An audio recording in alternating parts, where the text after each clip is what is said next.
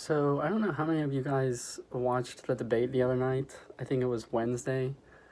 And I wouldn't blame you if you didn't because I know they generally are extremely boring and nothing exciting or substantial ever really happens. But in Wednesday night's debate, something kind of remarkable happened, and it's not getting really any media coverage, or not nearly enough. So I thought I would make a video sort of explaining it and talking about it because it's pretty important and could have some pretty crazy consequences. So, in the debate the other night, Chuck Todd, I think it was, which is kind of crazy that he even brought this up, but he asked each of the candidates, I think it was right near the end, if they were if they were willing to say that the candidate who gets the most votes or the most delegates at the end of the primary is the one who should win the primary.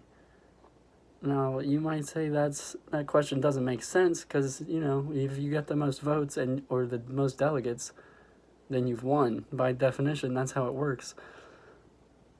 Believe it or not, only one candidate said yes to that question, and it's Bernie. And yes, all 5 of the other candidates came out against democracy. Watch this. All of you this simple question. There's a very good chance none of you are going to have enough delegates to the Democratic National Convention to clinch this nomination. Okay? If that happens, I want all of your opinions on this. Should the person with the most delegates at the end of this primary season be the nominee, even if they are short of a majority? Senator Sanders, I'm going to let you go last here because I know your view on this. So instead, I will start with you, Mayor Bloomberg. Whatever the rules of the Democratic Party are, they should be followed. And if they have a process, which I believe they do, I'm trying to do so this that everybody can. So you want the convention to work its will? Yes. Senator Warren. But a convention working its will means that people have the delegates that are pledged to them, and they keep those delegates until you come to the convention. All of the people. All righty. Vice President Biden? Play by the rules. Yes or no? Leading person with the delegates, should they be the nominee or not? No, let the process work its way out. Mayor Buttigieg? Not necessarily, not to listen. Senator Klobuchar? Let the process work. Senator Sanders? Well, the process includes 500 superdelegates on the second ballot. So I think that the will of the people should prevail. Yes. Thank you, guys. Most votes should become the nominee. 5 no's and a yes. We are not done yet. So, I know it sounds silly or like I'm doing hyperbole or exaggerating when you just say that 5 of the Democratic candidates came out against democracy, but you heard it. Do you think the candidate with the most votes should definitely win? Not necessarily, not necessarily, not necessarily, not necessarily, not necessarily. And Bernie, yes. The candidate with the most votes, of course, should win.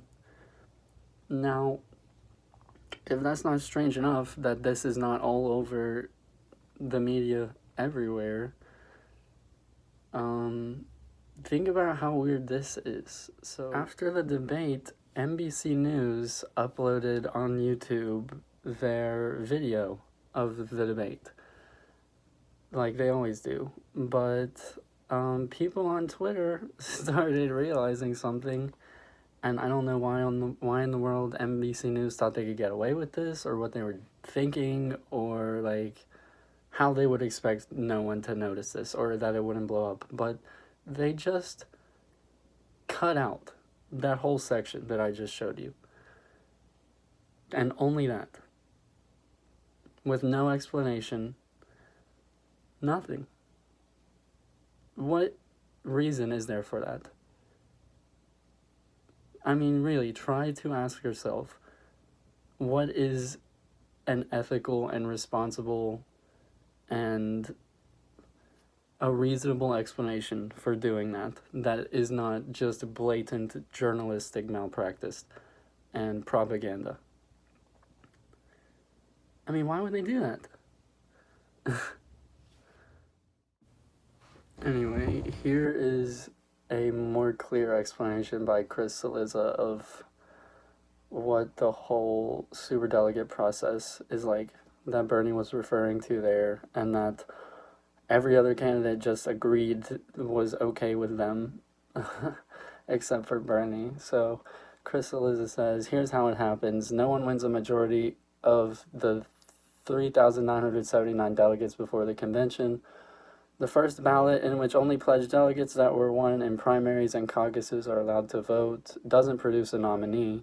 The second ballot is cast, where superdelegates, 771 party leaders, elected officials, and eminence greases, I don't know what that is, are allowed to vote. A candidate with fewer pledged delegates than Sanders secures a majority of all delegates based on support from superdelegates.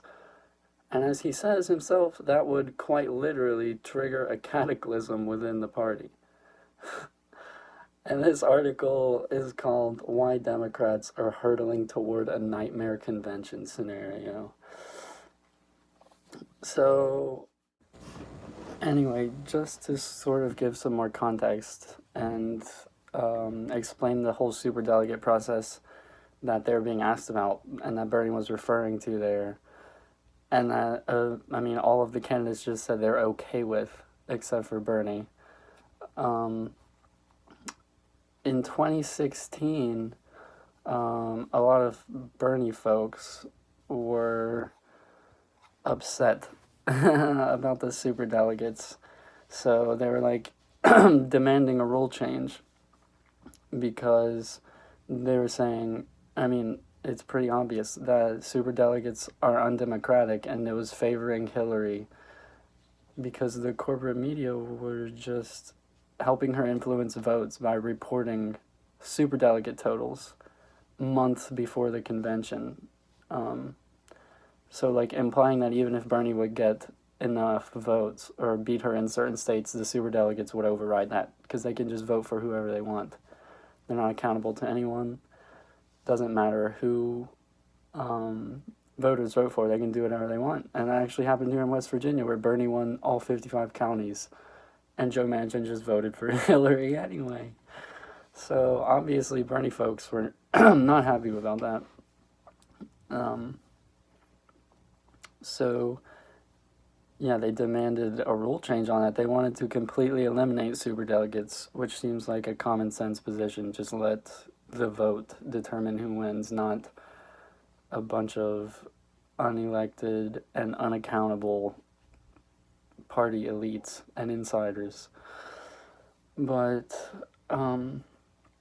they didn't end up passing the whole rule change that Bernie folks wanted, which would have eliminated all the superdelegates. Instead, there was some sort of compromise, and basically what happened is the DNC agreed to remove superdelegates from the process on the first vote, but if none of the candidates gets over 50% of the total vote, or the total delegates, so say Bernie gets 40% or 30% or whatever, and the next closest is 20, and then maybe it's like 5 and 4 or 10, 5. That doesn't count. And then the superdelegates just get to decide. Unless he gets actually 50% or more in a 6-person race. So it's pretty obvious how disastrous that is and how open to manipulation and rigging even that sets the whole process up to be. Yeah, but nevertheless, that is what happened. And Tom Perez and Nancy Pelosi and Chuck Schumer and their likes in the Senate and the House, corporate Democrats, celebrated this. And, they were proud of it. And they're going to the media and acting like this was some big accomplishment and a step forward for transparency and election integrity and democracy. But as it turns out, the people who, like myself, were skeptical about this and warning about the dangers of this whole superdelegate second round nonsense could not have been more correct.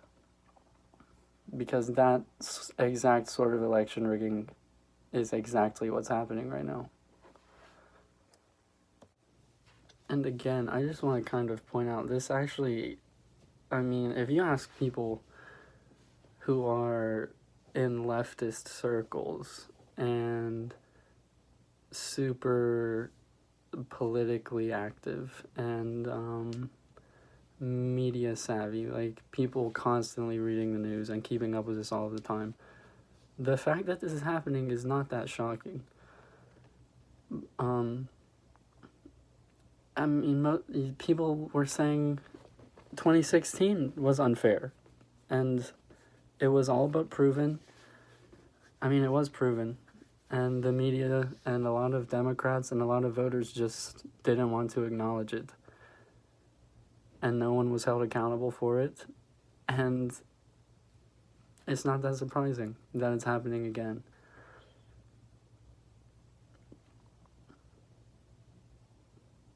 I mean, in 2016, Hillary literally had a contract with the DNC that made the DNC an arm of her campaign. They shared funding.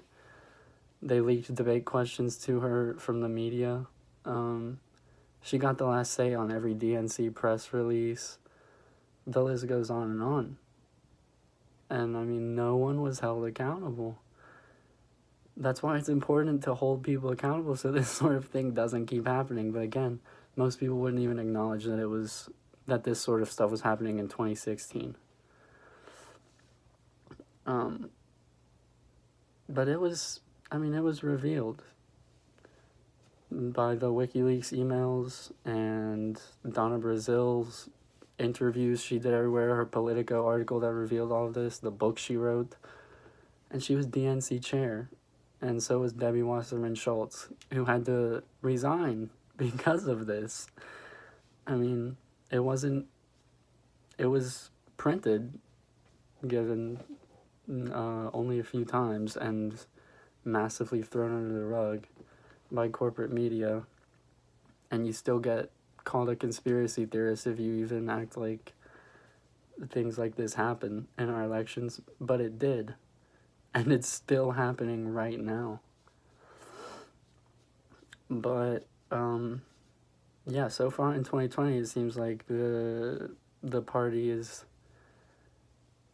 their rigging and their just corruption and this lack of election integrity is benefiting Mayor Pete this time, who helped fund the disastrous shadow app in Iowa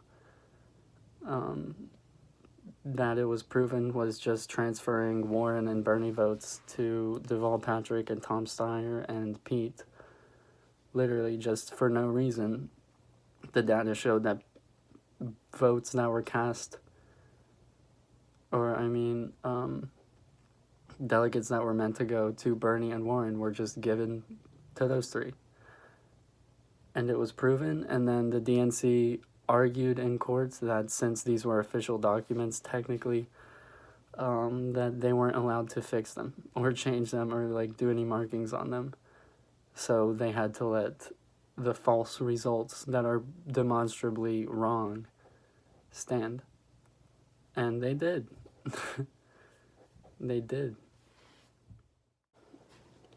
But the DNC also is allowing and just actively participating in the propping up of Mike Bloomberg now because of his funding state parties and the DNC itself and the media as well. I mean, he's got an unreal and unholy amount of money and influence that should be illegal, because just that much wealth alone is inherently threatening to democracy, as we're seeing now. He joined months late. He didn't participate in the first however many debates or primaries, and he bought his way on stage. The DNC changed the rules for him to get on after they cheated out Mike Gravel and Tulsi Gabbard, and they and even Cory Booker and Julian Castro, I think, were trying to get the rules changed to more accurately reflect grassroots voters on the ground. And the DNC said, and I quote, they said to Mike Gravel's campaign, quote, "We will not change the rules for any one candidate." a couple weeks or a few months later, they did for Bloomberg because he had more money and influence. But that's just the beginning of it. I mean, just the other day, this article came out from Politico going back to this whole second round brokered convention thing. Politico released this article called Bloomberg Quietly Plotting Brokered Convention Strategy. So, a brokered convention, like I said, is that anti-democratic second ballot nonsense that allows the superdelegates just to decide who wins regardless of who actually won the vote. And the subhead of this Politico article says, the effort is designed as a potential backstop to block Bernie Sanders by poaching supporters from Joe Biden and other moderates.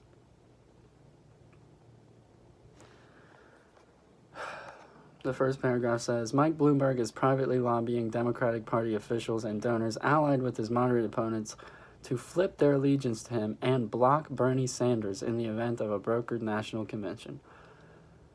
Continuing, the effort largely executed by Bloomberg's senior state-level advisors in recent weeks attempts to prime Bloomberg for a second ballot contest at a Democratic National Convention in July by poaching supporters of Joe Biden and other Democrats, according to two Democratic strategists familiar with the talks and unaffiliated with Bloomberg.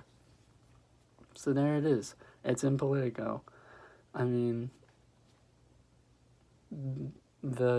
as predicted, the superdelegates in the second round garbage is being used by DNC-approved corporate establishment, more right-wing, moderate candidates to gang up to get the support of the superdelegates just to beat Bernie.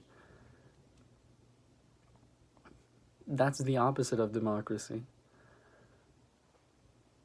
But every candidate, except for Bernie, stood on stage Wednesday and said they support this. They support undermining the will of the people who voted for a candidate to allow party insiders and elites to just decide that they don't want that person to win and to pick a corporatist. Just to read some more from this Politico article.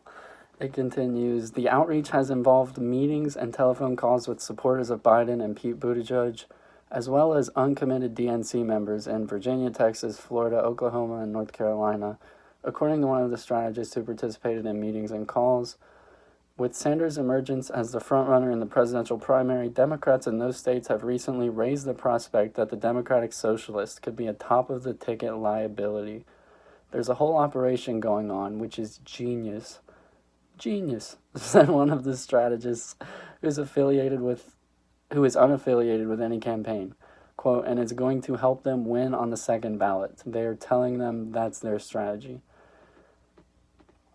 Democratic strategists are hopeless. Literally the most undemocratic thing I can imagine. Allowing party elites and insiders to have private meetings and just decide who they want the nomination to be and figure out a sly way to undermine the will of the people and not allow the person with the most votes to win. And this Democratic strategist says, genius. Genius operation. It continues, it's a presumptuous play for a candidate who hasn't yet won a delegate or even appeared on a ballot, and it can also bring havoc to the convention, raising the prospect of party insiders delivering the nomination to a billionaire over a progressive populist. Yeah, a progressive populist with the support of the majority of the electorate.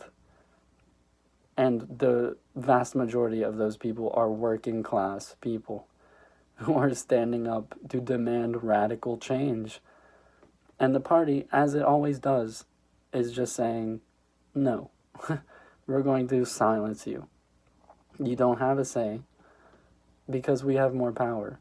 And we're going to do what we want, even if we know it's blatantly undemocratic. The last paragraph says, other candidates have quietly been in contact for months with superdelegates, the DNC members of Congress, and other party officials who cannot vote on the first ballot at a contested national convention.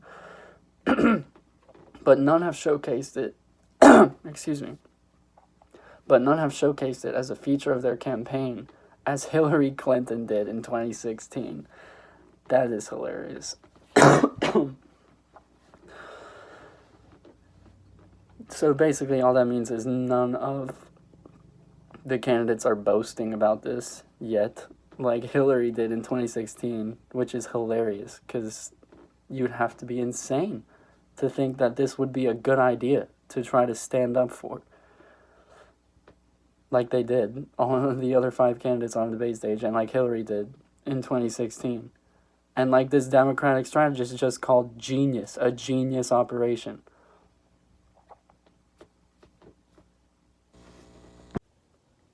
So let's consider how likely this brokered convention scenario is. The scenario in which Bernie wins the vote with less than 50%, which is completely reasonable, again, because there are 6 people in the race. It'd be kind of remarkable and a landslide for any of them to get over 50% of the vote. But the likelihood of Bernie getting less than that, but still winning, and then the party just stealing it from him in the second round, the likelihood of that. So according to FiveThirtyEight, which is like one of the most prominent groups that does election data reporting and analysis and whatnot, they say the chances of Bernie winning with more than 50% of the delegates, and therefore eliminating the chance of the election thievery on the second ballot, and the chances of no candidate reaching a majority are the most likely scenarios by far. Right now, the chances of both of those things happening are 40% for each of them. So 40% Bernie gets a majority, 40% no one does. And the next likely scenario is Biden or Bloomberg winning, and they both have a 1 in 12 chance. If you're not good at math, Bernie's chance of getting a majority is 2 in 5, and it's 2 in 5 that no one gets a majority. And the next closest is Biden and Bloomberg with 1 in 12, and then Buttigieg, Warren, and anyone else winning is a 1 in 100 chance. And there is also this from that Chris Cillizza article that I was reading earlier.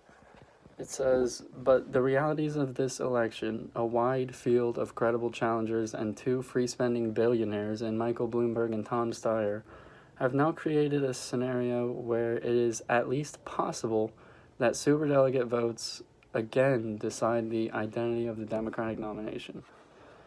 What's clear is that both sides are hunkering down in their positions at the moment. Sanders has no incentive to budge, given the likelihood he ends with a plurality of the delegates in the race. And the forces arguing against Sanders got a major boost on Thursday when former Senate Majority Leader Harry Reid of Nevada rejected the idea of handing a nomination to whoever wins the most delegates in the nomination fight.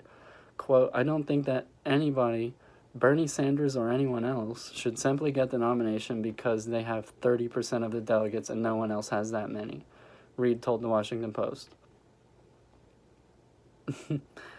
So I don't think someone should win, or I don't think someone should get the nomination simply because they got the most votes. Okay.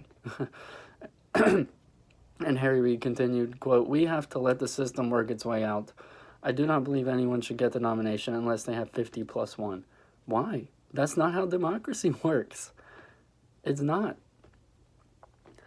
Chris Cillizza continues, on the other hand, as David Plouffe, Barack Obama's 2008 presidential campaign manager, recently put it to MSNBC's Chris Hayes, quote, it's possible we are going to have somebody that doesn't have a majority of the pledged delegates.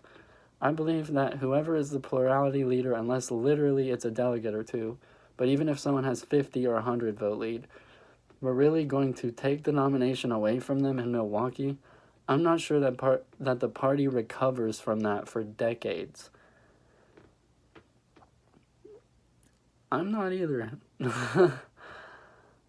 Yeah, I'm not either. Chris Cillizza says, in short, Democrats' absolute worst-case scenario for 2020 isn't so far-fetched, and no one knows what to do about it. I don't know what we could do about it. All the candidates could say, like they had the opportunity to, that they won't stand for this and that the person with the most votes should win. But they didn't, because they're not actually interested in democracy. They're interested in power and maintaining the status quo. And, you know, being good with the DNC and the party, who is explicitly interested in maintaining the status quo. So, I mean, just think to yourself seriously think about how profoundly silly it is that all of these same people, like Harry Reid and the 5 people on stage who agreed or said they would support all this, and plenty of others who would defend it, and the media, corporate media figures who aren't going to talk about it also. All of these people were the same ones arguing, and still to this day arguing, that Hillary should have been the president in 2016 because she won the popular vote, but Trump won the Electoral College.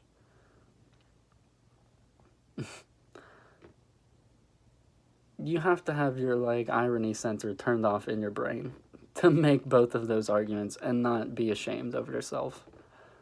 I mean, it's the same thing. Now, here's a big reason why I thought it was worth making this video. So, if this actually happens, the whole scenario of Bernie winning and then not actually winning and getting cheated by the party, etc., that is going to be disastrous. Like, if you thought the leftist progressive movement, the Bernie movement, whatever you want to call it, were upset and outraged and angry about 2016, this would be multitudes worse. I mean, I've heard plenty of leftists and progressives and Bernie folks, and not even just them, people with integrity and who are committed to the idea of democracy, saying that if that happens, they're going to be in the streets in Milwaukee in July for the Democratic National Convention, wearing vests and holding picket signs and, you know, protesting. And how could you blame them? How could you blame them? I mean, you heard what it said in the Politico article and the CNN article as well. It's hard to see the party come back from something like that, at least for decades. And, I mean, there's no chance the nominee, whoever it would be, if they didn't win the popular vote, would beat Trump in 2020. Forget that. That's no chance. And then, I mean, how does the party come back from that? There's going to be millions upon millions of people who would never vote for a Democrat again, probably their whole life. And the Milwaukee convention in July would be historic. It would be historic. For example, I don't know if you guys know Kyle Kulinski, or you may know him by Secular Talk, the name of his YouTube channel and show. He recently said if Bernie is cheated like that again, he will be in the streets in Milwaukee with a megaphone demanding accountability and revolution. And he's already told all of his followers this and called on them to be there with him and be doing the same if this happens. And I don't know the exact number, but, I mean, Kyle has somewhere around, like, 800,000 to, like, 1 million subscribers right now. And that is always increasing. I mean, Bernie himself has a massive following. The only Dem candidate with a following bigger than Trump. And the polls do show that, both in monetary support and in polling. So, I mean, if this happens, that whole following of people, of desperate people with decades and decades and generations of built up and justified political rage,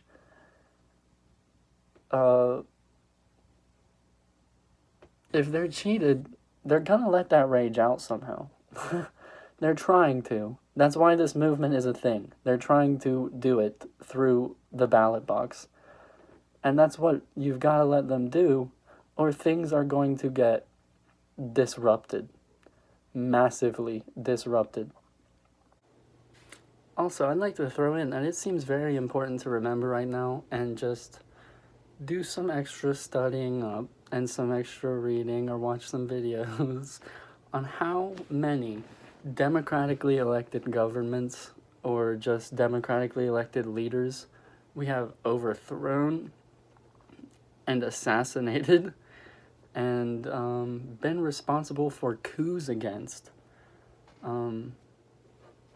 Just for almost no reason. For being afraid of communism and left-wing governments and socialism and for oil and all sorts of reasons, but for no good reason.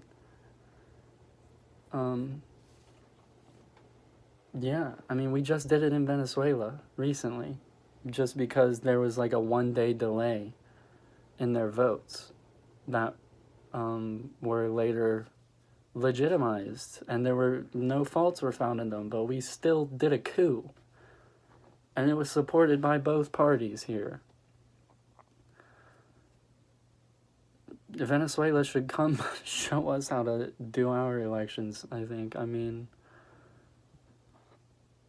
It's beyond parody how ironic and hypocritical our government is and has been throughout history. And is continuing to be.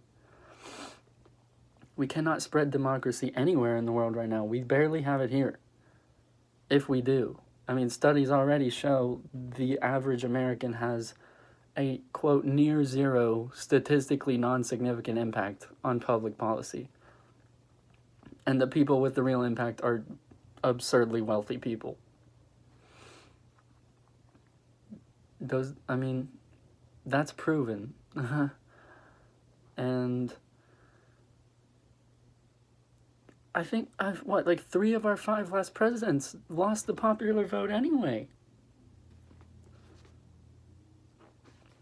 We have no authority to spread democracy anywhere. And if anything, someone should try to spread it here. Because we need some help. So it's just, at this point, it's just like full mask off from the Democratic Party and the DNC. They're barely hiding this. Maybe the biggest problem probably is that you can't trust the media to tell you the truth about it, but this is in Politico and CNN, and they're actually reporting on it. You can't trust them to prioritize it the way it should be, and most of the time this sort of reporting gets buried, granted. But if you're vigilant and you're searching for it and you know it's going to happen, so you're looking out for it and you do your best to find it, you can find this sort of reporting. But mask off for the DNC and the Democratic Party and the Hillary Clintons, the Mike Bloomberg's, who wasn't even wearing a mask, actually. He's been a Republican for most of his life. But for the corporate establishment Democrats, especially the ones parroting the Russia stuff for however many years it's been, without evidence, and supporting the stuff in Venezuela, and complaining about Hillary not being president when she won the popular vote and lost the Electoral College, and then turning around and doing this. And by the way, they were right about Hillary should have been the president when she wins the popular vote. But so should Bernie, or whoever wins the popular vote in the Democratic primary, should obviously be the nominee. That is common sense. But only one of the candidates was willing to say it on stage.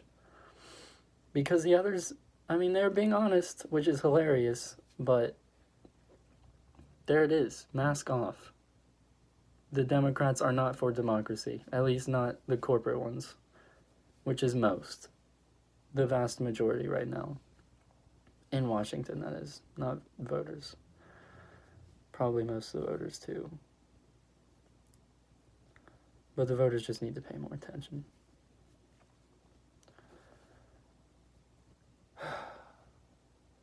If this happens, and I mean, like we just went over, it's pretty likely that Bernie is going to get cheated. It seems like it's most likely going to be Bernie, and he probably will be cheated. And the superdelegates there's no chance they would choose Bernie unless the candidates and the people demand it and the party succumbs to all the pressure. Other than that, they won't do it. So Bernie needs to win overwhelmingly to not have the Democratic Party embarrass itself, I think, and be gone for or just uncompetitive for who knows how long. Who knows how long? If this happens, it ain't gonna be pretty. People will be in the streets, and it ain't gonna be pretty. And it won't be, so long as the same people of the same little elitist club are in charge instead of the people. So the people's voice and their votes obviously have to be heard if we're going to call ourselves a democracy and the Democratic Party.